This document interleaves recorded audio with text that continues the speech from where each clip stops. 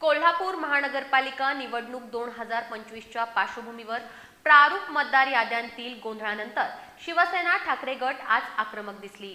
मतदारांच्या नावात झालेल्या मोठ्या प्रमाणातील चुकांमुळे नाराज झालेल्या शिवसेनेनं महापालिका अधिकाऱ्यांना जाब विचारत निवडणूक प्रक्रियेची पारदर्शकता धोक्यात आली असल्याचा आरोप केला आहे। जिल्हा प्रमुख रविकिरण इंगवले यांनी प्रशासनावर ताशेरे ओढताना यांना निवडणूक प्रक्रिया ताब्यात घ्यायची आहे अशी तीव्र प्रतिक्रिया दिली आहे। कोल्हापूर महानगरपालिका निवडणूक 2025 साठी प्रसिद्ध झालेल्या प्रभाग प्रारूप मतदार याद्यात मोठ्या प्रमाणावर त्रुटी, विसंगती आणि तांत्रिक चुका समोर येत आहेत।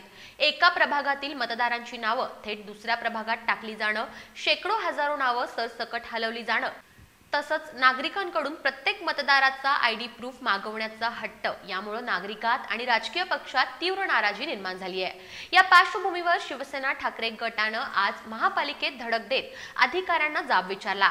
यावेळी प्रभाग बदलाच्या चुकांवर ठाम भूमिका मांडत एका प्रभागातून दुसऱ्यात नाव गेले असल्यास फक्त हरकतदारांचे आयडी तपासावेत, सर्वच मतदारांचे आयडी मागण्याची सक्ती अन्यायकारक असल्याचं आणि मोठ्या प्रमाणातील नावं चुकीच्या प्रभागात गेल्यास प्रशासनानं स्वतःहून पडताळणी करावी अशी मागणी शिवसेनेच्या पदाधिकाऱ्यांकडून करण्यात आली आहे। या सगळ्या चुकींचा पॅटर्न पाहिला तर स्पष्ट जाणवतं या फक्त तांत्रिक चुका नाहीत तर कोणीतरी ठरवून निवडणूक प्रक्रिया ताब्यात घ्यायची तयारी करत असल्याचा आरोप शिवसेना जिल्हा प्रमुख रविकिरण इंगवले यांनी केला आहे। प्रशासनानं त्वरित दुरुस्ती करून प्रभागनिहाय शुद्ध यादी प्रसिद्ध करावी, अन्यथा आंदोलनाचा इशारा देत इंगवले यांनी तीव्र शब्दात नाराजी व्यक्त केली आहे।